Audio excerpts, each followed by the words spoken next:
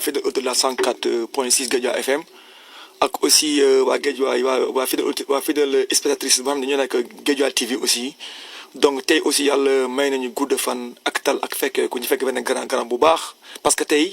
nit doomu aadama moom boo déggee da ngaa mën a lépp lu man rek nit lépp lu muy def rek il faut nga am ay jaar-jaar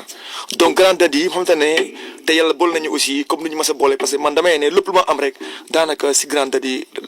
la ko yàlla jaarale donc tey aussi ñu ngi fii grand dadi maa ngi jox kaddu bi après ñu continuer si waxtaan bi tey incha allah. jaajëf Ousmane alors tey moom mooy loolu quoi dañ lay bàyyi tey nga ñëw nuyoo gars yi saafonteeg ñoom waxtaan ak ñoom alors ak li nga xam ne ni moom nga indi ci 2026 bi tey moom dama naan la xoolal émission bi moom dama naan taaj tey sama nopp maa ngi la ziar di la gërëm également aussi. te xam ne auditeurs ak auditrices ak ñuy suivre téléspectateurs yi nekk ci Guédiawaye FM TV di la Cheikh ci lu bare bari gars yi namoon nañ la en tout cas dañ lay bàyyi rek tey moom bul sonn ni du ma fi nekk sax di expliquer quoi mais maa ngi lay ziar tamit naan la bonne heureuse année 2026. di la ko ñaanal sa njaboot gi yëpp ak sa soppe yi alors ñu nekk ci TikTok bi Facebook bi ñëpp ñi nga xam ne ñu ngi lay suivre rek. ba ci bitim réew bi alors ñu ngi leen di ziar di leen bëgg bu baax a baax alors ci département ville de Guédiawaye ak ci commune yeeg alors ci dëkkandoo yi ci am di jàmm yeeg auditeurs yi auditrices yi ñëpp ñu ngi lay bàyyi xel alors tey moom dama bëgg a xam rek tey nga doxal yor oto bi rek xoolal fu la neex jaaxal doxalal gars yi ñu ngi lay bàyyi xel sur la 104.6 Guédiawaye FM Ousmane Diéré yaa ngoog àcc ñu doxal donc grand dadi ma ko waxee rek grand dadi yi maa ngi koy gërëm di ko nuyu parce que nit ki quel soit alpha nit ku ne jaar-jaar du ñàkk parce que man dama koy wax rek bu ñuy gëj a déggante ma ne grand lu ma am ak lu ma mën a mën yëpp yow la ba yaa ma formé parce que danga maa for si yoon bi tumuranke lool amu jëmukaay nga ne Ousmane premier jour moo ko wooyee rek nga ne booy kaay fii suba bu la ne nga ñëw nga commencé ma ñëw fii ñu commencé ñuy daab ba yàlla tey def na tey aussi am naa benn aura te aussi man lu ma am rek balaa may ne sant yàlla sax nit laay jëlaa ji gërëm sama parce que tey boo gisee tey ma miin micro bi am fit am sañ-sañ bi gën a am di nga xam ne mel ni Lionel Messi wala Yamal donc grand dadi yaa ma formé donc maa ngi lay ñaan di gudd fan ak wér ak taw fii di la ñaan aussi sa njaboot bi yëpp incha allah moo la naa donc ñun lu ñu xam ñu ne kenn ku ne boo ñëwee si li nga wax li nga jàng la si loolu ngay wax mooy maanaam ñii dañoo jàng football la ñuy wax lamb bu ñëwee lamb lay wax bërikat bu ñëwee bëri lay wax étudiant bu ñëwee fac la ñuy wax ay UV ay licence 2 donc ñun association ñun bidoo la ñuy wax donc doomu aadama comme ni ko waxee rek le grand association c'est Karim Saxano wadi sama sëriñ le grand association c'est man Bachir Aïda Fodou sama sëriñ aussi dañuy ne ñun dun doomu aadama moo ñuy sonal moo ñu ñoñal parce que doomu aadama boo xoolee dans la vie y a ce qu'on appelle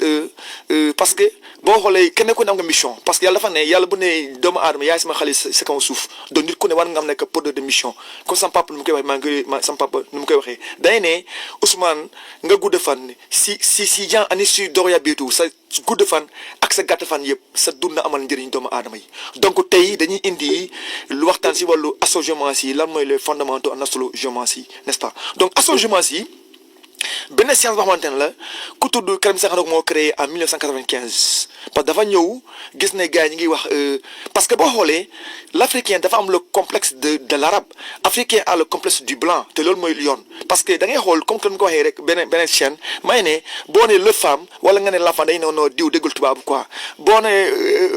nee le femme nga ne gars yi déggul tubaab wala boo waxee yeneen termes yi comme si olof bi supposons nga ne le vagin ñu ne loolu c'est pas di heurter benn sensibilité parce que français la am problème mais vagin boo ko traduit si olof ñu ne waa ji dafa réew parce que déjà le blanc bu ñëwee d'abord daf ñuy assimiler ci culture am ba ñun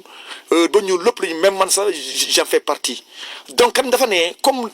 donc arabe dafa ñëw di fekk déjà ñu ngi maam yi ñu ngi doon liggéey ci affaire cat ci affaire jat ci affaire maamani voilà donc c'est affaire maamani c'est affaire yu bëri n'est-ce pas donc attends ma partage lien bi même ma tuuti rek donc c'est bon n'est-ce pas c'est bon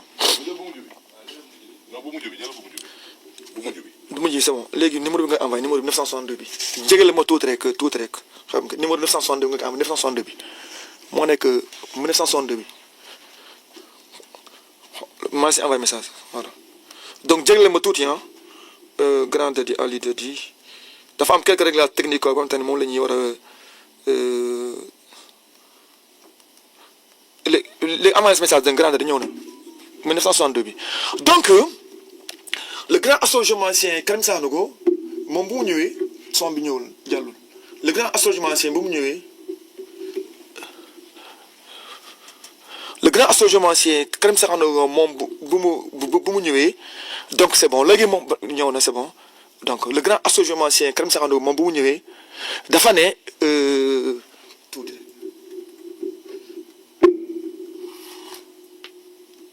alors donc c'est bon donc le grand astrologimancien Karim Sakho Ndour moom bu mu ñëwee dafa ne y a ce qu'on appelle doomu aadama dafa am ce qu'on appelle entité solaire ak entité lunaire loolu am te loolu mooy dëgg te kenn ko dindi n'est-ce pas donc entité solaire bi moo nekk boo juddee Gémeaux nga judd Bélier nga judd Cancer nga judd xawma Lion nga judd Verseau nga judd ainsi de suite loolu mooy les entités solaires n'est-ce pas xam nga mais maintenant les entités lunaires bi moom mooy boo nekkee supposons ascendant bi ngay am ak année bi nga judd ñu ne la année rat année buffle année cheval année ainsi de suite n'est-ce pas donc vous allez voir que maintenant parce que Karim Sakho Ndour dafa ne comme nit ki dafa am deux entités soleil et lunaire te boo xoolee dans la majeure partie si doomu aadama soleil moom mooy incarné sa engagement sa témérité sa force sa courage sa xarañte tout ce qui est en rapport avec le physique tout ce qui est en rapport avec interaction bi ngay am par rapport dans le côté dans le monde sensible xam nga donc loolu sa soleil moo koy incarné lune mooy incarné tamit li ngay am doom xam nga doom nijaay anta c'est bon doom benn la donc pourtant moo nekk nii voilà mu ngi nii moom la c'est bon moo nekk nii donc lépp li nga xamante ne doom la nijaay la tonton pour maanaam am wërsëg naataange lune moo koy incarné n'est-ce pas léegi souvent léegi da nga gis ni day ne non man damaa nekk lion ñi ñoon ñu wax la lion rek lii la fekk ñu yem si déedéet fekk nekk lion nekk bélier nekk cancer nekk gémeaux c'est pas ça qui est important judd lundi judd mardi comme ça maa nu koy waxee si benn téere bu ñuy ne bi laa datu sifaat yi loolu day wax si affaire ku judd lundi nii ngay mel ku judd mardi da ngay am xarañte ku judd lundi iman la ku judd dimanche nguur la ku judd samedi sàcc nga fenkat nga njaalukat nga comme yooyu noonu ku judd vendredi mbëggeel la am la ak yooyu noonu donc ce qu'on appelle wilaatu sifaatu n'est-ce pas xam nga léegi nag mais da ngay gis ne maintenant le jour où le mois n'est pas important en astrologie maa ko wax fii jour mois année lépp c'est pas important ce qui est important kan dafa ne parce que day gis ne nit ji juddu lundi ñu ne lundi dafa am day dal nit juddu mardi ñu ne mardi kooku day am vivacité nga gis ab ku juddu mardi tapette ñu ne ñu day juddu samedi day nekk un délinquant un comme te ne day bëgg jigéen day nekk ni comme te ne nit ko infidèle un grand voleur tout ça nga gis un samedi qui est bourre qui est costaud n'est-ce pas ñu ne ku juddu mardi waaye day mën a wax day xarañ day intelligent nga gis ku nekk mercredi ni comme te ne mu nekk naxa wala dof léegi nag Karim dafa ne kon loolu muy nekkee mu ne comme loolu demee est-ce que duñuy pousser vers les fondamentaux de l'astrologie parce que maam bi bu njëkk ba suñu maamaati maam yi ñoom bu masoon nit bu juddu par rapport le temps njëkk ni ka ne waxti dooni don lu Karim wax ne dooloo yi waxti dooni ne bidéew xam-xamu waxtu la xam-xam waxtu la mooy waxtu la ñuy mooy loolu lay firi xam-xam waxtu c'est-à-dire la connaissance du temps parce que da ngay xool boo xoolee 1840 wala les années 1900 pour gars yi ñu ñoo solo suñ pape yi xam ne ñoom solo ay tubéy comme sos ñu koy waxee ne ba 45 mooy maanaam bas large yi nga gis suñ pape yi ñoo solo ay bas large bay nga nekk afro xam nga mais tey góor bu def bas large bi nga afro noonu boo forme dañ lay xool mu yental la Moussa moom bu masoon bu mu amee soxnam dañ ñoon France yi deru nag mais tey imagine toi quelqu'un un Ousmane Diré wala benn Mamadou Sow maa ngi koy nuyu depuis Allemagne wala benn Nogoy depuis Allemagne maa ngi koy nuyu moom mu nar a lal deru nag di fanaan foofu noonu ak sama tons dañuy ne waa mais kii xanaa kii est-ce que ça tourne à rond dans sa tête n'est-ce pas xam nga dañu ne woy nañu roy si yonte bi man na yonte instant dañoo yéeg si mbaam yow nga war mbaam nga ne da ngay dem doxaane da ngay dem labat si que ñu ne waa kii moom xamul boppam n'est-ce pas donc le moo tax zaman bi day changé ak makaan bi c'est ça qui est la réalité il faut que les gens xam ne évolution day am xam nga évolution day am ni da nga koy nangu de boole même si boo leen xoolee du point de vue historique du point de vue boo demee c'est le darwinisme depuis darwinisme l'australopithèque le pithecanthrope l'homo habilis l'homo faber l'homo sapiens sapiens yooyu yëpp nga xool évolution bi par rapport nit ki donc doomu aadama constamment il est évolution xam nga évolution day am donc keneen dafa ne donc comme loolu la on va essayer maintenant de voir est-ce que le lundi bu ñuy wax dafa am yërmande est-ce que les lundis on a 52 lundis on a 52 samedis on a 52 jeudis on a 52 mercredis on a 52 vendredis on a 52 en fin de compte 52 vendredi ou samedi ou dimanche mais est-ce que tous les 52 jours de chaque semaine ont les mêmes connotations canoniques déedéet amut kenn du ko dindi parce que tu vas voir le lundi si été day taw le lundi dans le printemps day tàng le lundi dans l'hiver day sedd le lundi dans l'automne day ngelaw xam nga le mardi ñu ne ma dafa tàng nga gis un mardi de l'été tàng muy taw un mardi de l'hiver mu nawet un mardi printemps mu tàng un mardi de l'hiver mu sedd donc ils n'ont pas les mêmes spécificité le moo tax dans les fondamentaux en astrologie il faut que les gens fassent ça vraiment raison garder on a tous été yow de lan nga juddu de yow moom jour sallallahu alayhi nga juddu nga gis un personne ñu ne wala yow dañu tuddee sallallahu alayhi donc da nga juróom-ñaar jikko turandoo nga jël te nga gis un Mohamedou bu nekk en prison un Mohamedou délinquant un Mohamedou je sais pas comment n'est-ce pas donc il faut que les gens savent ñu nga comprendre d'abord lan mooy les fondamentaux en astrologie c'est-à-dire chaque jour est important selon année boo koy am selon le mois boo ko am selon heure boo ko am selon ascendant boo ko am tu vas voir que le jeudi est bon mais un jeudi bu am ascendant vierge baaxul le mardi est bon un mardi bu am ascendant Vénus baaxul le samedi est bon un samedi bu am ascendant cancer baaxul xam nga maa ngi nuyoo waa groupe apprendre l'astrologie ak savoir ancestral maa ngi nuyoo aussi di leen xamal ne donc comme le cours ma defoon temps yi démb rek maa ngi koy wax xam nga si l'année est gouvernée par le rat parce que boo xoolee kan dafa ne donc si l'année gouvernée cette année boo xamante ne gouvernée par le bélier donc en toute année gouvernée par le bélier que supposons en 2020 toutes les personnes nées vendredi seen dund am na tuuti tolof mu neex mu naqari maa ko wax te kenn du ko dindi xam nga en 2026 bii képp ku fa juddu mardi képp ku am ascendant scorpion képp ku am ascendant bélier di nga gis ambe fiñeen dooni yee ika doolo la dañ gis tuuti tolof si sa vidéo kenn du ko dindi xam nga parce que l'année bi day érigé en opposition le moo tax en astrologie le grand Karim Sakhonogo le grand Bachir Aydara nee na il faut qu'il y ait les 5 ou au minimum les 5 fondamentaux c'est-à-dire chute bi détriment bi opposition bi exaltation bi rétrograde bi y a très mauvais y a mal ainsi de suite n'est-ce pas ak conjonction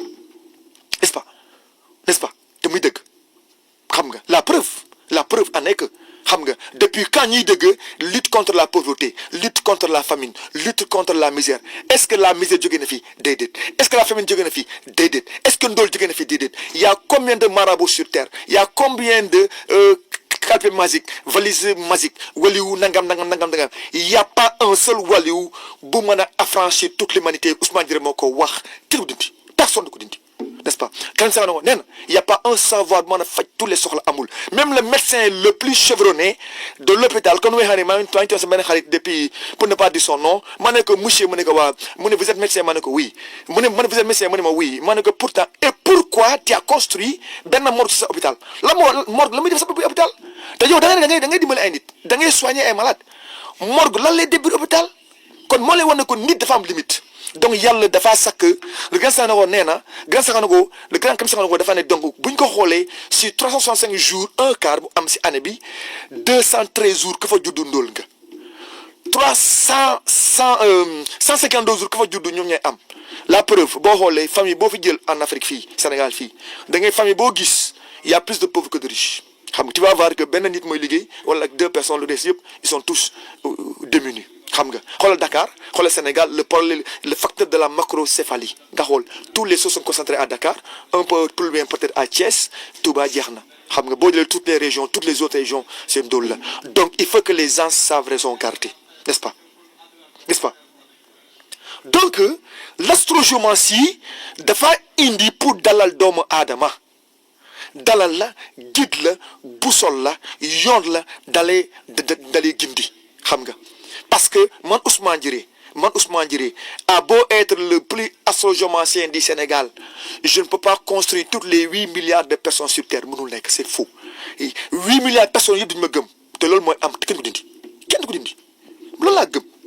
loo tax ma ne être là dire wey dañ maa bañ ak dañ maa nangam loolu caaxaan la donc loolu ma li war a donc nit ki bu ne dañ maa bañ loolu nañ dindi loolu discours bi parce que on a toujours entendu cela man miy toog ak yéen en face de vous on m'a dit que wey dañ laa liggéey sur la si armel nanga ma ne ko c'est faux man ma jox waa ji junni dem sama yoon xam nga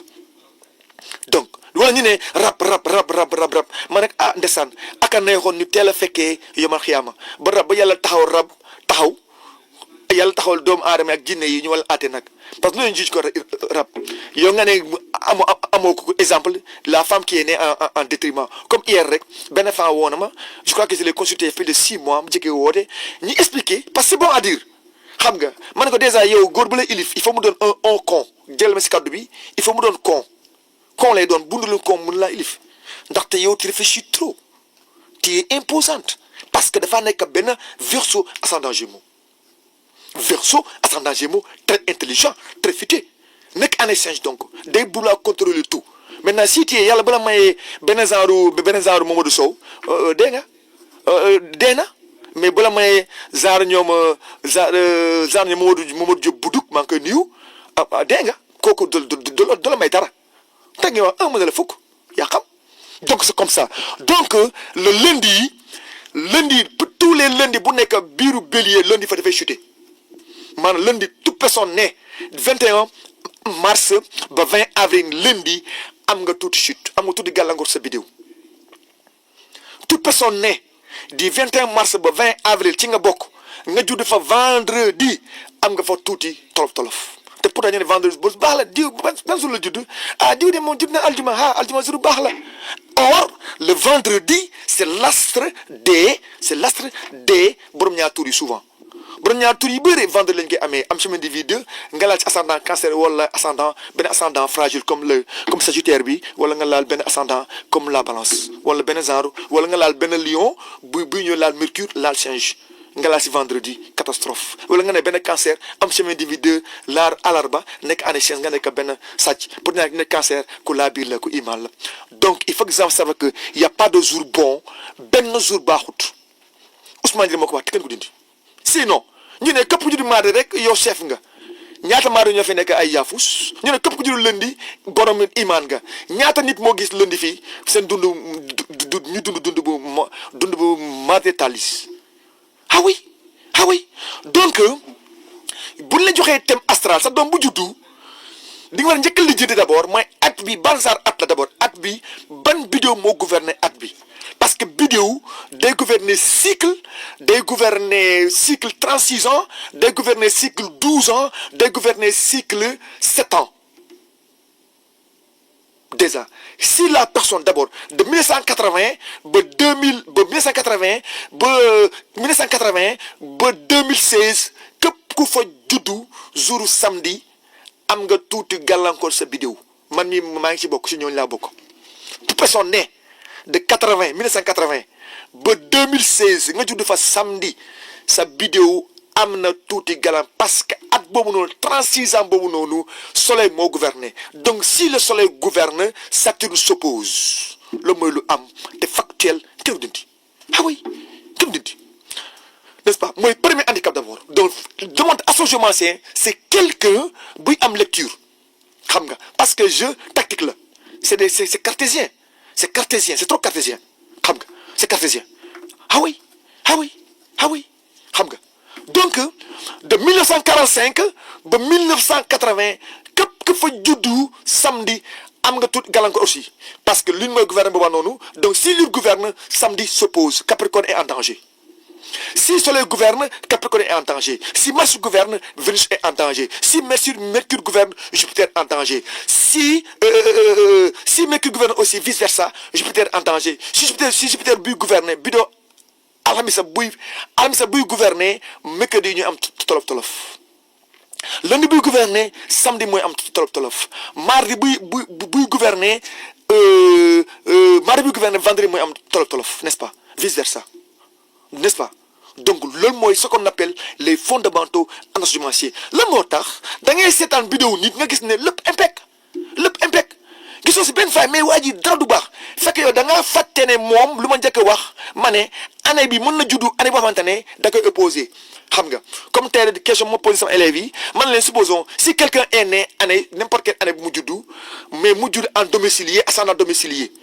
ma ne kay baax na ils ont tous répondu vrai donc c'est ça loolu la logique la même si l'année se pose aussi il faut un piège là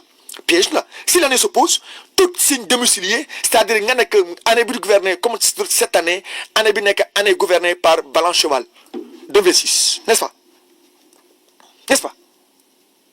pas léegi yow nga juddu Scorpion mardi wala nga juddu Bélier mardi mais baax na oui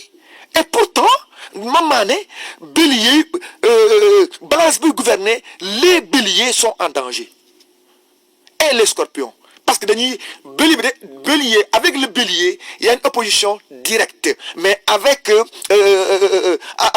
le Scorpion opposition indirecte le mot souvent damay ne opposition légère conjonction partielle conjonction totale oui donc le Scorpion est mardi année 2026 bi il est né mardi il est bon parce que mu déjà mardi da koy am doole et Momadou Diop Budul lu mu wax mooy dëgg mu ne mais coono bi da koy dabee bu mu passé deuxième phase bi 56 ans lay commencé gis ay tolof parce que ascendant domicile baax na donc ascendant mun na jàpp mais plus ascendant bu demee bàyyi rek c'est fini maintenant l'année va opposition direct mooy ñëw da koy dabi day dund le baax sans problème muy dem un jour rek mu ne club xam nga maa ngi benn émission femme maa ngi nuyoo depuis États-Unis maa ngi koy nuyu Mama Diary maa ngi leen nuyoo depuis États-Unis dafa woote mu ne y a un frère yoo xamante ne dafa jékki-jékki daanu il a travaillé 60 ans la liggéey 60 ans mu ngi liggéey c'est un pharmacien aguerri dafa jàng taf am tout bien Gémeaux ascendant Taureau vendredi n'est-ce pas ba année 2026 bi la gën àdduna bu ma woowee takk nee na waaye dafa am crise rek moo xool man attention te muy dëgg te ku ñu ko dindi elle m'écoute parce que ascendant bi dafa opposé année bi donc il a parce que l'année est l'année serpent donc Taureau en serpent chute boo fa daanee fa feebar rek dootoo jóg xanaa yàlla de xam nga la moo tax benn femme maa ngi koy nuyu États-Unis mu ne Ousmane mu ne waa mu ne dafa dem fu ne ma ne ko madame ñetti at moo desee pour am doom ñetti at yi bu passé moom man Ousmane Diéré falaa mën a yem lu des nañu bàkk ak yàlla man dama direct je suis direct ma ne ñetti at kese moo desee te moom elle a confirmé avec les médecins allemands avec les médecins américains ñun effectivement 3 ans ba 3 ans il peut pas créer en dehors de 3 ans il peut pas parce que loolu la mu koy wane ascendant moo la koy won la moo tax mën na leen ne jigéen bi ñu commencé gis mbaaxam ba ascendant gane si lunaire gane si 12 ans ba 18 ans toutes les femmes 18 à 19 mën ngeen vérifier ñun lu ñuy wax kenn du ko dindi dem leen ngeen def enquête toutes les femmes de 12 ans ba 18 ans lañu commencé gis seen rek ñeneen sax 15 ans 16 ans 17 18 ans kon ne ascendant lunaire bi dafa am doole xam nga le grand associancien nee na kon bidéo donc dafa am ay franges donc les fondamentaux de l'astrologie mooy le jour mois année ascendant lunaire boo si bëggee boole leneen chemin de vie ñëw nga indi cycle 36 cycle 7 cycle 12 xam nga parce que chaque cycle 7 na moo gën a métti supposons 2026 cycle 7 la cycle 12 la cycle 12 bu tam métti ak 7 parce que boo nee 2026 da ngay ne Vénus moo gouverné mais Vénus n'est pas seul dans son travail il est aidé avec Mars dans son travail il est aidé avec chemin de vie 1 donc loolu mooy canoniser moom mooy changer la donne de l'année ah oui te muy dëgg kenn ko dindi 2026 Vénus mooy gouvernement ni d'accord mais mardi mooy ñëw dimbale Vénus ci këram donc ñaari bidéo yi ay doom bàyyi lañu la ñuy wax ba pare ñëw loo tax ma ne année bii ku nelaw bokkoo ku yéex bokkoo ku yaakaar tallal loxo bokkoo kuy yandoor bokkoo année xëy la takk ndig la jóg daw c'est le commencement cette année ah oui te muy dëgg kenn du dindi kenn du ko dindi xam nga donc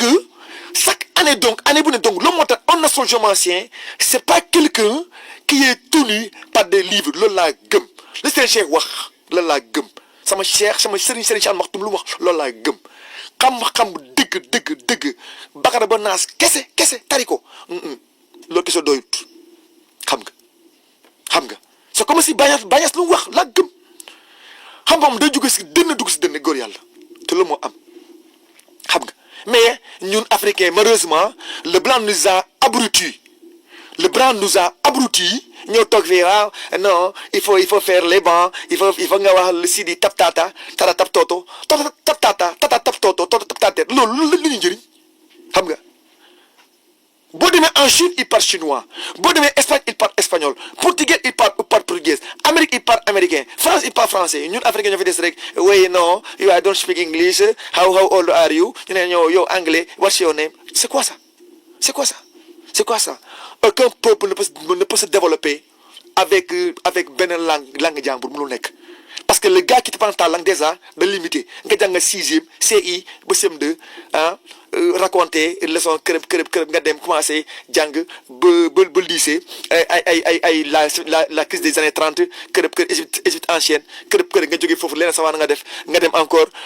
ba egg université ñu ne géodynamique interne géodynamique externe la tectonique des plates l'environnement sous développement xam nga kërëb l'histoire l'histoire langue moderne kërëb xam nga tout ça pourquoi pas fini fa ngay mujjee formation nga mujjee def te loolu mooy lu am te kenn du ko dindi xam nga donc il faut que les gens mën a affranchir ou réfléchir un peu donc comme tey la ñuy commencer loo mën a tey on va parler dans le cas général on va poser des thèmes très costauds on sera satirique dañuy critiquer ah oui on est prêt maintenant on va attaquer te amul ragal ah oui parce que lu ñuy wax ku ñuy affronter xam-xam ngay indi nga teg ko à la table Ousmane Diré du lu muy wax ni di ko dindi gën maa xam nag parce que man mii j'ai mon mentor Bachir Aïdara à Fourou j'ai mon mentor comme ça xam ko à Fourou j'ai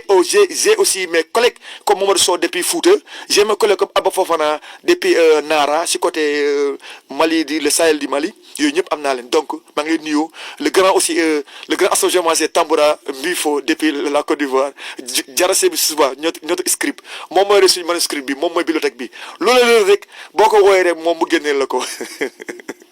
c'est comme ça noonu la bu ñuy wax boobu dee tàng il faut ñu ne tuuti bu nga xam ne y a pas de rancune waxtaan moo demee noonu rek il faut nga tàngal tuuti rek après ça va aller quoi on prend un petit gorgée d'eau on continue n'est-ce pas donc vous allez voir que maintenant en astrologie le jour le mois ak année n'est-ce pas si l'année est gouvernée par bélier par la balance année Ra mooy maanaam 1920 année 2020 1972 Ra la ñoom ñëpp année boobu noonu buy gouverner toutes les personnes nées vendredi coono la opposé la les gens nés lundi ils sont en chute nés mercredi attention bëri wax tuuti jëf xam nga bëri wax tuuti jëf xam nga tuuti jëf donc 1924 1936 1948 1960 72 84 96 2008 2020 2032 2044 képp ku fa judd vendredi lundi am nga tout tol sa vidéo déjà xam nga boo fa juddee vendredi opposé la boo fa juddee lundi am nga chute par rapport à année déjà léegi chute bi léegi daam des valeurs parce que foofu moo da ngay bàyyi élèves yi pour ñuy jàng astrologie la nga koy bàyyil quoi xam nga parce que chutes yi y a des chutes partielles y a des chutes totales y a des chutes mais lu gën a métti mooy la conjonction élémentale moo gën a métti n'est-ce pas donc je change un peu les kii xam nga donc la conjonction élémentale moo gën a métti n'est-ce pas moo gën a métti n'est-ce pas donc vous allez voir que maintenant en astrologie donc ñu juddu 1925 1937 1949 61 1973 85 97 2009 2021 2033 2045 képp ku fa juddu nga juddu fa mardi tu es en opposition avec l'année xam nga boo fa juddee mercredi am nga chute par rapport ak l'année léegi nag yooyu noonu yooyu ñuy dabee da ngay toog nga waxuma doo am de parce que année bu lay opposé les problèmes vont démarrer à partir du défi 3 c'est-à-dire boo jëlee année bi à partir de 56 ans dem ba si kaw ngay commencé am jafe-jafe xam nga gis kii takka jabar am lépp ñoo takka ñaar rek kër gi tas maanaam kii bu bagaasam dem coole na kur xam nga te muy dëgg tekki du ko dindi ñu juddu 1926 38 50 62 74 86 98 2010 2022 2034 2046 képp ku fa juddu jour jeudi am nga tuuti tolof sa vidéo boo fa juddu vendredi boo fa juddu aussi dimanche attention encore alal mën na yàqu aussi sa loxo xam nga te loolu mooy dëgg tekki du ko dindi xam nga loolu moo tax astrologie dafa complexe xam nga loolu la keroog rek gars dañu ne waaw William Hawking États-Unis nee na astrologue ma ne ko man góomu William Hawking góoma ko y a aucun astrologue européen ne peut m'enseigner mënul nekk góoma leen sax duñ ma lan li may jàngal luñ may jàngal li may jàngal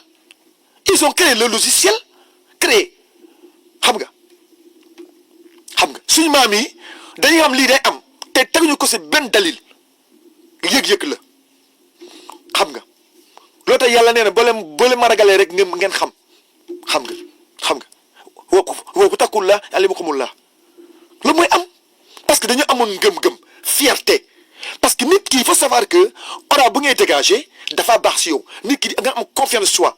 la moo tax pour nga aligner ak sa énergie intérieure d'abord il faut que l'homme soit l'homme américain dama lay xaw a naw tuuti si seen benn slogan face in God face in man xam nga gëm sa bopp gëm nit gëm yàlla da ngay gëm sa bopp en patriotisme ce sentiment de fierté da nga koy am je suis américain xam nga xool iranien yi je suis fier d'être iranien nit da ngay am fii ce qu'on appelle la moo tax ma ne dans mes premiers pas ici à la 104.6 nee naa la ce que Serigne Cheikh wax na ko sax Serigne Cheikh Mokhtou wax na ko nee na man damel laa man njaay laa man sii laa mun naa ko wax aussi jëmee naa ko xam nga man lii laa mais dama nekk Abdallah inni Abdallah moo la ëpp martaba jaamu yàlla la moo ëpp martaba loolu yéen yàlla sallallahu alayhi wasallam gën ñëpp ni mu doon jaam yàlla na mu nangu doon jaam yàlla xam nga face God face yourself okay all right you tell right it's true that's true I believe American mind yes damay dëgg xam nga donc il faut avoir ce sentiment de fierté parce que nit ki tant que amoo gëm nga sa bopp mënoo dem xam nga ngay dem bëri nga ne man est-ce que waaye du dama daan fay jëm xam nga xawi damay dëgg dama toog kañ saa doog ma ne Ousmane damaa dëgg nga ne yaa ma gën a aay ma ne ko maa lay gën dama lay suul dafay tàndeere yaa ma jàngal yaa jàngal sama sëriñ mais man dama lay jàngal incha allah bi si yàlla àndee te doo ko dindi mais nag dama la koy gërëmi di ko santé kon nu may gërëmi grand daddy yi ni ma formé fii à la 104.6 Guédia FM xam nga maa ngi koy gërëm oui parce que nit ki aussi war a nekk purux xam nga ni bu la jox benn yoon lekk benn yoon da nga am benn reconnaissance en lui te loolu mooy lu am xam nga loolu mooy lu am te kenn du ko dindi xam nga donc en astrologie tubaab bu ñu jàngal waxal sa position astrale yi fu mu toll Vénus en Mercure ak Jupiter en maison 8 ak Mercure en Pluton ak Serpentin en kii Ousmane Diré ba ma la xoolee benn phrase 5 minutes laay jël benn minute laay jël tak wax la sa dund bi yëpp te dara virgule di ko dindi jour bu amee ma bay astrologie def naa ko ba tay wax sama bopp def naa ba tay parce que nit ki la jàngal da nga koy wóolu donc ku juddu année lappe 1927 1939 51 63 1975 1987 99 2011 2023 2035 47 képp ku fa juddu samedi am nga tolof te la mooy am xam nga léegi nag comme nu waxee sànq rek y a une conjonction partielle élémentale opposition partielle élémentale indirecte rétrograde xam nga la moo tax bàyyi leen di toppandoo baaxul exemple nga jël benn gàncax bu nekk supposons benn bélier ascendant taureau xam nga jël benn date envoyez-moi une date le 8 mars 2006 exemple maintenant le 8 mars 2026 supposons waaye nekk chien nekk poisson né année chien xam nga le poisson né année chien ba pare judd mercredi en détriment attention déjà moom il est né en détriment mercredi déjà takk xam nga déjà détriment la am direct donc foofu noonu descendant en détriment donc am na tolof déjà xam nga le 8 mars 2026 n'est-ce pas léegi maintenant bu dee 8 mars 2026 bi lan ngay am nga élément de chien du bois élément de chien du feu n'est-ce pas 2006 chien du feu n'est-ce pas xam nga maintenant kii déjà lu ma koy gën a njëkk a conseil d'abord na am rigueur si wàllu éducation na am rigueur si wàllu éducation parce que boo xoolee il est poisson chien né en mercredi chemin de vie 1 ba pare am ascendant cancer le poisson ascendant cancer chemin de vie 1 ascendant lunaire nee naa la man ascendant lunaire lay liggéeyee wax naa leen ko xam nga wax naa leen ko te gars yi ñu passe toppandoo ah oui parce que j'ai constaté des gens dañ ne woy seen tolof bi benn ngeen seen tolof bi position lunaire bi moo am man ko déet waaye bi mu wax loolu de parce que dama doon wax ñu ne non moom nee na de ascendant lunaire lu lay jël ascendant lan lay wax xam nga mais muy dëgg loolu mooy dëgg xam nga ascendant lunaire bi mais man lu ma wax est-ce que ça concorde ou ça concorde pas loolu mooy lu am xam nga waaye man sa vidéo yëpp baax na mais lunaire bi moo la yàqal mu ne loolu ñu ko waxoon man ko lu tax ñu wax la ko dina nee nañu ascendant lunaire bi maison 1 bu tubaab bi maison 1 moo nekk sa ascendant man qu'est-ce que on a foutu de ça gars yi dañu lay gisee tu es beau tu es gentil tu es vilain tu es man sol ma loolu lu ñu soxla lu ñuy lekk lañ soxla ak lu ñuy dundee ak lu ñuy suturloo lu lañ soxla le ascendant moo koy joxe te kenn ko dindi donc kii déjà chemin de vie 1 la moom lu ma koy wax le 8 mars 2006 chemin de vie 1 la am déjà kii loo koy njëkk a wax d'abord na bay nekk tapet parce que poisson dafa ragal poisson bëggul affronter poisson c'est un trouillard bu méttee day daw bu méttee day daw ba pare en tant que 8 mars mu nekk un poisson du deuxième décan foofu baax na Jupiter léegi nag kii boo koy analyser élèves yi déglu leen baax la ma leen di wax c'est important jël leen note ci lii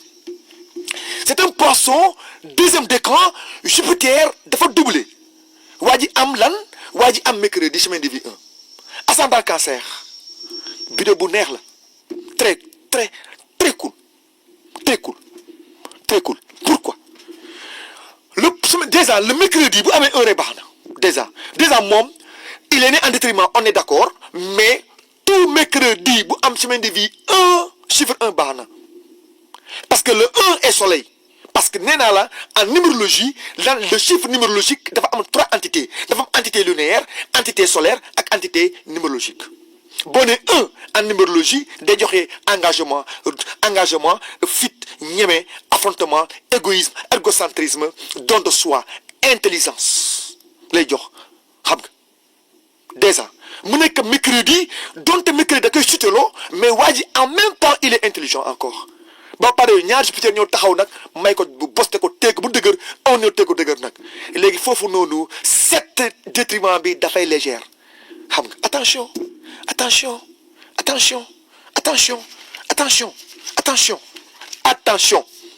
astrologie yombut léegi on pousse mieux encore en 2006 boo dee dans le cycle 7 ans déjà 2026 est gouverné et dans le cycle soleil déjà baax na foo force la parce que nee naa la en astrologie ñeenti bidéo yi ku ko amul bokkoo loo mënta am jafal na mën a sëy amoo Vénus nga def thème astral nit ki y a pas les fondamentaux astrologie amul soleil amul Jupiter amul Mars attention à lui attention à lui attention à lui attention à lui attention à lui n'est-ce pas xam nga loolu mooy lu am te kenn du ko dindi kenn du ko dindi xam nga ba pare le gars en question le 8 mars 2006 xam nga nekk encore Saturne ba pare Saturne dafa doublé parce que 2006 dafa nekk Saturne moo gouverné en 2026 6 moo gouverné Saturne moo gouverné 2006 leer l'année en question est gouverné par Saturne ba pare le chien gouverné par la lune ba pare l'année Saturne dafa doublé ñaari yoon la doublé xam nga élèves yi vous comprenez cela da ngeen comprendre xool leen seen les cycles astrales yi ngeen di xool di ngeen comprendre li ma mën a wax Saturne dafa doublé xam nga ku bëgg a jàng astrologie est-ce que sama mën nga ma contacter aussi di nga mën a aussi adhérer ci groupe bi mais c'est payant n'est-ce pas xam nga xool leen léegi waa ji léegi yow boo xoolee ki nga ne ko détriment nga non sa vie est foutue waxoo dëgg te n'a rien dit du tout parce que il faut savoir que léegi loolu moo tax attention bala ngeen nit ki waa da ngaa détriment affaire non attention man nit day ñëw am détriment ne ko demal sa dund baax na te muy dëgg te kenn du ko dindi xam nga kenn du dindi 2006 Saturne dafa doublé parce que année chien la Saturne dafa doublé ñaari yoon l'année 2006 est gouvernée par Saturne l'année Saturne dafa doublé ñaari yoon donc nit ko day dal waa ji day dal poisson yoo xamante ne dañuy fité kii du mel noonu kii day am engagement day am gëm bopp day am leadership lay am ba pare nekk quelque ne très loyal xam nga kii sax ndeysaan mun na bàyyi kër ga di liggéey luy problème bi rek kese du mën a yar doom du mën a yar bu tee jabar sax day métti sa femme bu amul jabar bu koy jàppale yoolu ma lay conseillé util jabar nga bay ko sa ak sa yaay moo gën ci yow mais jour boo demee takk fu sore sa jabar fexe la ba ñàdd la jegel si ay parents sa yaay ñàkk na la loolu leer laa la wax parce que le gars il est bon il est loyal ascendant cancer Saturne ñëw doublé mu am sagesse mu am calme dañu ko comme mercredi ñëw intelligent chemin de vie 1 fixé wu il est bien il est bon te muy dëgg donc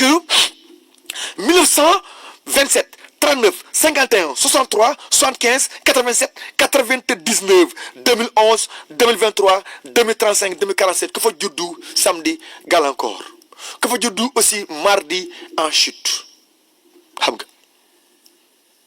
n'est-ce pas lu ma des fois ni den juddu rek man 77 non c'est pas baax na déedéet baaxul xam nga lu moo tax ma ne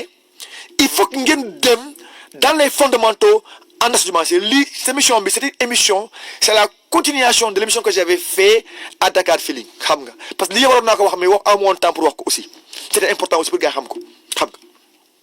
lu moo tax bu leen toog ngeen woy William Hakim nee na ou bien xaw ma Kall Jum nee na kam mooy Kall Jum xam nga kan sama nangoon nee na tout écrivain qui écrit il écrit avec ton intime conviction lay bindee xam nga intime conviction lay bindee dégg na yow c'est pas parce que lépp lu mu wax c'est content un jour on était en cours le grand association Bassir Fofana am na lu mu wax man ko je suis pas d'accord ma xam nga ma ne d'accord ma xam nga parce que si lii la ne waxtaan lii ma ne ko pour moi si l'année s'oppose parce que moom dans les premiers cours que nous on a avec lui il avait dit que année du opposé ah oui parce que maître la mais man du ma disciple du ma suiveur élève la man damay jàng bëgg a surpasser mes mentors loolu laa gëm xam nga loolu moo tax maa ngi nuyu moo Diop boutique il fait un travail excellent il a fait 1 an de cours il fait des consultations un jour il m'a appelé il m'a mu ne ma y avait un décès dans leur coin seen quartier benn gars mu ñëw fa dee foofu hasardement moom mu fexee ba dem bruxlu si gars yi kërëb kii waa fan la moom automatiquement dafa ne waa ji change la effectivement quand on a vérifié le gars était change la moo tax boo nekkee année singe moytu leen baar boo nekkee année singe moytul baar moytul boîte de nuit la mort peut te frapper n'importe où ah oui xam nga même le gars qui a été tué Maroc c'est un sagittaire année singe la moi le gars coupe d'Afrique bi ku ñu jam noonu ay paaka benn élève dafa ma envoyé mu ne Ousmane mu ne waaw mu ne xoolal waa ji rek xam nga sagittaire singe la xoolal fu mu dee dem wala yaay na ji nga dee foofu seen la si ndox comme ça abandonné tu vois xam nga mais le blanc il va xaar blanc bi day xaar ba nga dee mu ñëw jël astrotème bi tiré non parce que emplacement bi nii la mel ak dafa am nangam man góobu loolu. xam nga sax nee na boo amee dat nit ki xam nga dèjà xam nga waa ji lan la naka da ngay xam wala azim xam nga loolu tax bu may dem gàmmu ji sama gaal bi mooy seen gaal bi këpp ak man ma ne pourtant man mi fii laay dee de fii nii laay dee loolu bu ma feebaree bu ñu ma yóbbu hôpital balaa perfusion damay médecin xool d'abord sama suukar ndax amoo suukar pare chaque maladie man loolu tax perfusion sama toute ma vie beneen laa ko jël parce que xam naa ne loo moo may rey xam du ma xam la Ousmane Diré un jour viendra il va tomber malade il sera pour perfusion mu am piqûre la ngay piqûre jàmm rek mu ne pak mu jaaree fa dee c'est fini sa papa noonu la dee mon papa noonu la dee man mi noonu laa dee te gëm naa ko xam nga nous on est prêt à toute éventualité la moo tax donc man mi xam loolu ma mën a attardé aussi non kii de lu ko dee parce que emplacement bi moo tax Jupiter dafa taxaw maison 40 ak Serpent dafa taxaw maison 24 ñun gëmuñu loolu tubaab du ma jàngal man du samay référence man gëma leen seen Cheikh laa gëm suñu maam yi ñoo gën xam nga zaman bii ñu ñoo la gën xam nga maintenant vous allez voir que maintenant le dragon 1128 1940 52 64 76 88 2000 2012 2024 nga ñëw 2024 dragon bi la dragon du bois la 2036 48 képp fa judd samedi am nga trop sa vidéo am na gàllankoor te loolu mooy dëgg te kenn ko dindi xam nga la moo tax ma ne astrogémacien woo ko télé 2 heures de temps mun naa consulter 100 personnes kenn ko ne 3 minutes 3 mënu ko parce que way fu mu loolu mën na ko loolu laa ko wax parce que xam nga ñu ma leen man gëma tubaab gëma leen je n'ai rien à les envier xam nga maa ngi koy sant yàlla bu ma jàngee école daal mën naa exprimer wu il m'a donné les capacités à réfléchir mais du ma jël si moom lu ma soxlaa jël des c'est pas mon problème mais nag ak am njëriñ oui ak am njëriñ loolu tam man dama nangu si ñeen di xarab côté xam-xam boobu noonu góoma leen mais beneen sense foofu gëm naa leen xam nga parce que ils ont travaillé aussi ñun on est là haram de pas haram de loolu tax bu ma demee si émission bi nee naa leen dem leen xool suratul 16 verset 16 yàlla tudd na fa bidéo ngeen binde ko suratul 80 suratul an'am 97 boo leen demee di ngeen gis foofu yàlla lu mu wax si bidéo encore xam nga suratul muhammadu verset 36 yàlla wax na fa bidéo encore n'est-ce pas donc autant de versets yàlla xam ne yàlla indi na la question le concept définitionnel de l'astrologie n'est-ce pas xam nga loolu lu am donc ñun on est là non de haram de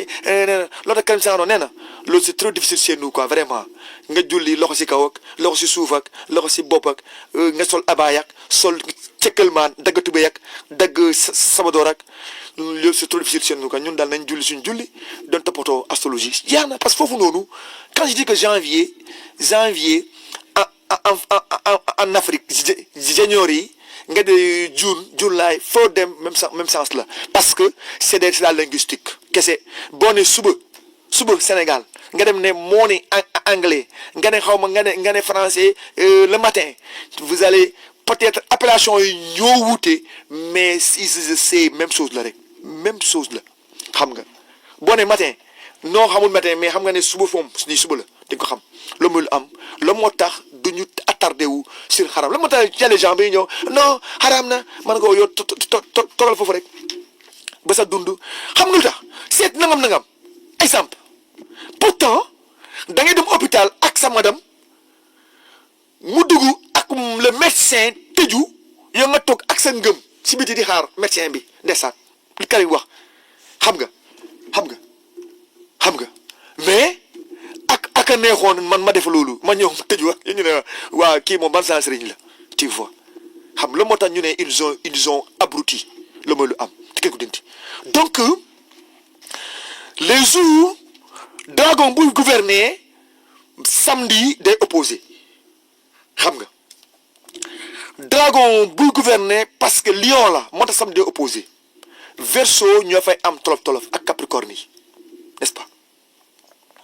1929 1941 1953 1965 77 89 2001 2013 2025 2037 2049 képp ku fa juddu jeudi nga nekk Sagittaire Poisson am nga aussi torop sa vidéo aussi xam nga la moo tax ma ne Abdou Aziz bi mu wax dëgg la boo nekkee Sagittaire domicilié Sagittaire né jeudi année serpent bi amul benn impact bi dafa minime foofu dommage yi c'est mesuré am na limite te loolu mooy dëgg te kenn ko dindi xam nga tey maa ngi sama benn élève dafa nekk Sagittaire la mu nekk un Sagittaire samedi ça va mais année dafa opposé ah oui bu ko négligé léegi nag maintenant foofu la chemin de vie bi nag di am solo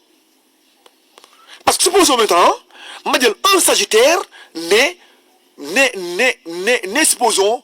année jeudi année serpent jeudi mu am chemin de vie 4 am ascendant Capricorne foofu baaxut cours yi ma njëkk a def nee naa jeudi ak 4 yan chiffre ñooy indi quels sont les signes si ñuy dof si ñuy mandikat si ñuy mën a fen comme balance mercredi ak poisson yi bu ñu amee chemin de vie 5 yooyu noonu ab cancer mercredi année change tamit ci la bokk ak Capricorne jeudi moom tamit bu nekkee jeudi tamit day liggéey rek foo gis tout le travail foo gis du tal dara toute sa vie travail du am du noppalu xam nga mais aussi un Sagittaire né jeudi année serpent bu mu laal ascendant Capricorne foofu tamit ça a éclairé peut-être prochaine cours yi on va amener aussi ascendant domicile ascendant bu ngay am par rapport au jour domicilié bi ban ascendant moo ko mën a yàqat donc domicilié baax na mais ascendant mun na ko bloquer totalement nga am une conjonction élémentale xam nga tu as écouté oui te mooy dëgg xam nga le moo tax astrologie xam nga ku bëgg a seet da ngay woote ab sama numéro yi ñu ngi sama bio ñu ngi sama compte TikTok ak YouTube bu ñu paree émission yi ba ngeen ma woo xam nga seet bi Sénégal 10 000 la au Sénégal 20 000 la léegi nag ku envoyé léegi nag 7 jours ngay xaar je suis trop chargé léegi ñu yàkkamti nag y a un prix pour ça ñu mënul xaar y a un prix pour ça aussi on continue maintenant le Sagittaire boobu noonu il est jeudi baax na domicilié mais ascendant Capricorne saaxo mu am semaine de vie 4 day daw rek du taxaw du am xam nga coono parce que ascendant en chute ba pare chute bi ak jeudi semaine de vie 4 bi baaxut parce que boobaa Capricorne bi day dominer dafa chuté 4 ñëw taxaw tey jeudi nag waa ji yaakaar na moom toujours daal lu mu gëm loolu lay gëm rek xam nga day te benn mbir dem ba si biir loolu kale bu bàyyi dem leen toute sa vie day daw safa marwa rien tout absolument rien tout surtout bu la moo tax bu nekkee année cheval du feu dee na bu nekkee année chien métal dee na bu nekkee année singe du feu dee na loolu moo tax il faudra être trépidant l'astrologie ancienne donc loolu comme ça dafa ne le jour est important le mois est important l'année est important l'ascendant est important mais si et seulement si dafa concorder amoo détriment amoo conjonction amoo exil xam nga mais exil aussi am na exil yu baax xam ah oui, ah oui. Un Sagittaire, ascendant, un Sagittaire né jeudi. Tamit xam nga un Sagittaire né jeudi, un Sagittaire né jeudi aussi bu amee ascendant Scorpion day tane parce que foofu tamit foofu Sagittaire jeudi ascendant Scorpion chemin de vie 4 ba léegi changé naa jël naa léegi Capricorne parce que ascendant en li naa sama nga def ascendant en en rétrograde ascendant rétrograde du tax mu neex boo ko amee da nga war a am fit da ngay ñeme fooy liggéey bu ñu la nee monsieur léegi nga ne ko sama fu demee nga il faut claquer la porte dama sa yoon foo dem da ngay amaat la moo tax boo nekkee jigéen nga am xarit bu lay conseiller sa ascendant dafa direct ascendant direct boo ko amee attention ascendant direct boo ko amee balaa bay liggéey balaa tas sa sëy balaa jël décision balaa toxu attention xam nga léegi supposons ñuy wax ne aussi heure ci ascendant le grand association c'est que lu war laa gëm xam nga parce que dañuy ne oui mënoo xam ascendant te amoo heure de naissance ak lieu ma ne est-ce que le gars qui est né à Makakoulibantan demal tapé Google Map benn région bu teg bu ne région bu tudd kër Madiabel kër Pathé kër Dembak Sinthiou Garbak Sinthiou Dangambak xam nga tapé ko ci Google la cartographie mondiale doo ko fa gis si et seulement si c'est le point et l'heure combien de contrées quelqu'un qui est né en pleine mer kooku noonu mer bi ban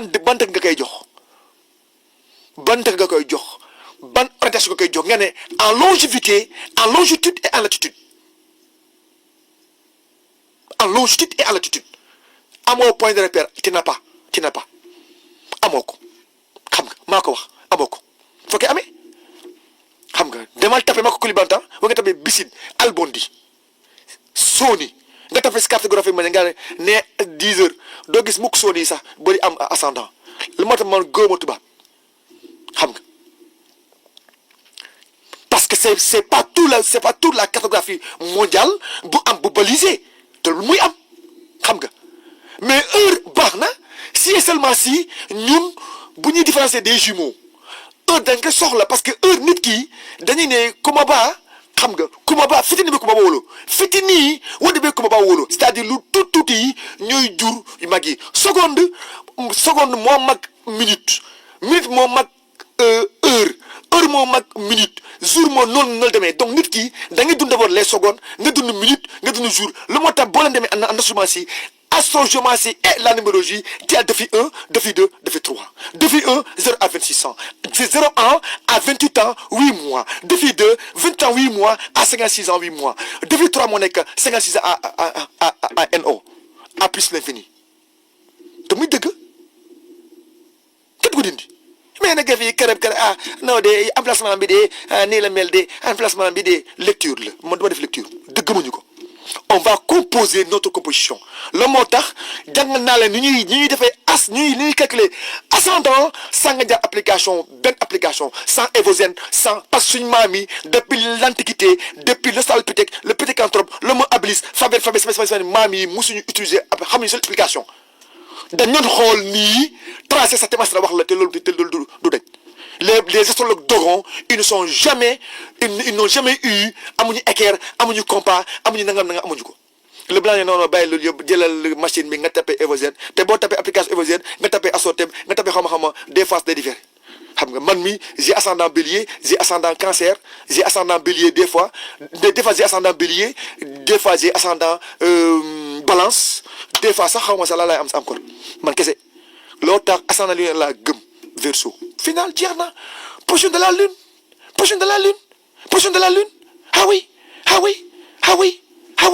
ah oui dama dëgg kii dindi donc il faut que les gens savent que astrogéomancie les fondements d'astrogéomancie dafa nekk le jour mois année ascendant le jour est important si et seulement si le mois il est dans le mois oui lundi baax na trop nangu naa ko mais na nekk dans le lundi bu baax bu nekkee dans le cancer les 4 lundis du cancer impec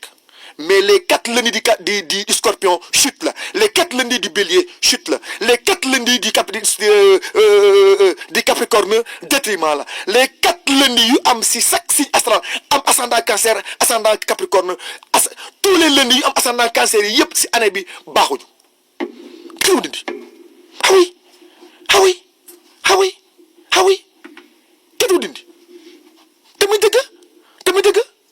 tamit dëgg tamit dëgg xam nga ça va depuis Mumbai au village de près de Passy maa ngi leen nuyu n'est-ce pas lu mooy lu am le 23 mars 93 supposons nga jël waa ji seulement heure am 23 mars 96 dafa nekk un bélier né année coq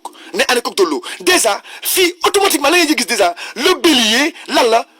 mars la le coq lan la de capricorne donc bélier si année bi chute la déjà l'année y a le chute déjà coq du de l'eau day sonn day feebar parce que y a le feu ak l'eau y a le feu ak l'eau y a le feu y a le feu du bélier plus l'eau mélangée à la tête du capricorne coq de l'eau ah oui ah oui ah oui ah oui ah oui kii ko dindi kenn ko dindi xam nga il est 19h51 heure baa ngi daw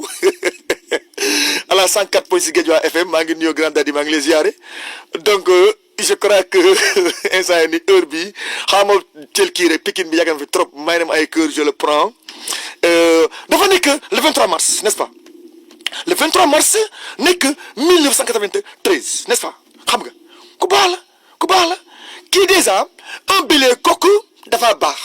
parce que coq lu mu am rek mbokkam lu mu am mbokkam fiir impec mais maintenant déjà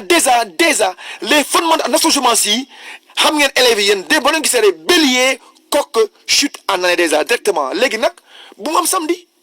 bu amee samedi wala bu amee lundi ñoo accentuer chute bi encore parce que boobu bu amee lundi bi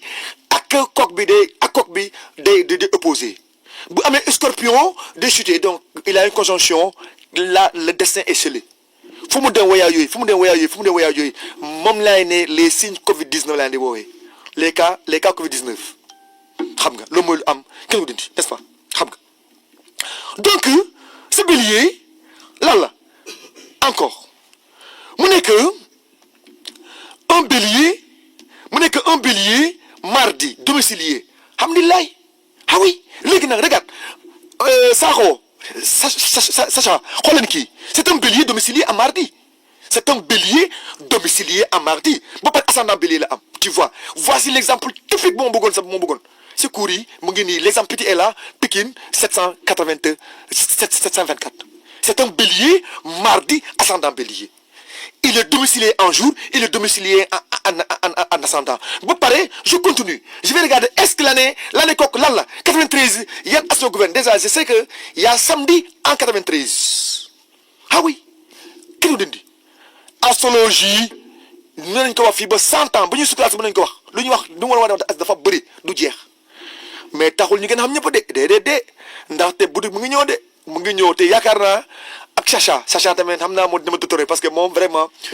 ku aay la astrothème maa ngi sandi xeer mais Sacha astrothème da koy def et le maîtrise mais ñun bu ñu nekkee football dañuy joué de football bu jeexee tamit jeex na Sénégal Maroc du ñu bokk football bu ñu dañuy xeex bu jeexee jeex na on est astrologiquement amul religion amul xarit émission yi y a pas de père ni mère ni fils ni dara mais bu jeexee tamit j'ai des copains en astrothème dañuy waxtaan maa ngi nuyu Mbaye astrologue bi Touba maa ngi koy nuyu baax a baax jàmbaar la lool ci li muy liggéey waaw mais man européen laa wax arabe toob laa wax xam nga on continue n'est-ce pas maintenant 93 attention 93 nekk Saturne ma fa nekk ak Jupiter très intéressant 93 est gouverné par Jupiter et Saturne donc le bélier mardi ascendant bélier domicilié n'est-ce pas donc boo xoolee moom xam nga Jupiter da koy may doole te Mars en Capricorne dafay exalté dafay détriment des deux choses là ñaar lay am détriment day am chute en même temps mu amale encore exaltation écoutez bien ce que c'est important Mars Capricorne mardi ou bien Capricorne mars bu nekkee bu taxawee si këru Capricorne day domicilier day exalter en même temps day chuter ñaari play am il a les deux lu moo tax le grand association c'est Casanova nee na doole be faamude quoi c'est-à-dire y a certaines choses du lu leen dina la koy wax yaay def le constat c'est toi qui fais le constat yaa def le constat xam nga loolu mooy lu am xam nga le gars dafa nekk en Europe ma seetal ko man nga yow de boo xoolee de 0 ans ba 42 ans sa mbir day métti day tar di nga divorcé te jour boo amee Capricorne un cancer da ngay un scorpion da ngay tas parce que je crois que le gars était un cheval un gars très bon cheval là je crois un cheval comme ça j'ai oublié sa date de naissance son signe astral xam nga première fois bu ne dafa ne ci France gars yi refoulé ko dugal ko même dafa wàcc avion ñu dugal ko même jour si avion bi refoulé ko Sénégal mu demaat jamono mu bàyyi fii te taggoo ak moom mu taggaat keneen foofu tamit ñu taggoo man Ousmane mu ne moom lu ma jaaxal xanaa dañ ma wan ko non parce que ñi ngi am la quoi parce que déjà yow sa ascendant dafa domicilier pare mu chuter donc yow da ngay teel a affronter ay difficulté comme benn femme mu nekk un bélier et un bélier ascendant taureau ascendant domicilier jege saaxoo il faut donc tout ascendant domicilier bu jegee bu amee détriment rek xamal ne nit ki day teel a dund souffrance da nga koy teel dund xam nga le mode ascendant bi plus loin bi comme le dit le grand astronomicien Bassirou Aïdara nee na ascendant plus loin ascendant domicilier quart trigone xam nga yooyu yëpp dafa am nu muy taxawee xam nga je crois que loolu c'est pour les élèves donc kii di Pikine 724 donc c'est un très bon bélier ku baax la mais man dama koy conseiller bu defa mën a def armée donc day baax c'est un aventurier il est appelé à réussir beaucoup de choses aussi donc chemin de vie bi ma xool chemin de vie bi xam nga parce que il a un chemin de vie 3 baax na xam nga léegi nag il est captif il est intuitif parce que Jupiter mu ngi foofu noonu Jupiter léegi day contrer day neutraliser l'effet de Mars parce que Jupiter dafa 10 comme Jupiter dafa 10 planète glaciale la dafa mën a neutraliser les entités cette conjonction entre Saturne Mars Jupiter da koy neutraliser xam nga je crois que grand maman maa ngi leen nuyoo xam na lu may wax loolu moo tax boo defalee vidéo nit foog nga koy xoolee nag foofu la ñuy xoolee vidéo ami vidéo donc tey ñu ngi yem fii maa ngi leen di gën leen sant jusqu'à 15 jours inchallah dans 15 jours aussi jeudi prochain je crois que ça sera jeudi prochain lay doon jeudi bii ñëw beneen bi ñëwaat encore la ñuy defaat encore on sera là à la 104.6 Guédiawaye FM 18h30 dem ba 20h bu ci yàlla andee donc dañu indi hardcore yi métti aussi ak Guédiawaye aussi TV aussi boo leen demee sama statut 962 bi mu ngi fa xam nga mën ngeen seet lien aussi ngeen seetaan ko xam naa sax dinaa ko publier sama compte sax ngeen mën si accéder aussi abonné si aussi amaat may fa kër donc maa ngi leen di nuyu di leen sant grand maman maa ngi leen nuyu baax a baax Mor Sow maa ngi leen nuyu Nama Jiré maa ngi leen nuyu kooku sama frère la donc Pikine aussi baax na donc Bélier Mari bi baax na trop donc maa ngi nuyu aussi. maa ngi ñëw aussi digital bi moo ko géré Mamadou Diop moo ko géré aussi maa ngi ñëw gën ko sant aussi mu ngi def liggéey mucc ayib xam nga donc prochaine fois grande di dugalal son bi incha allah.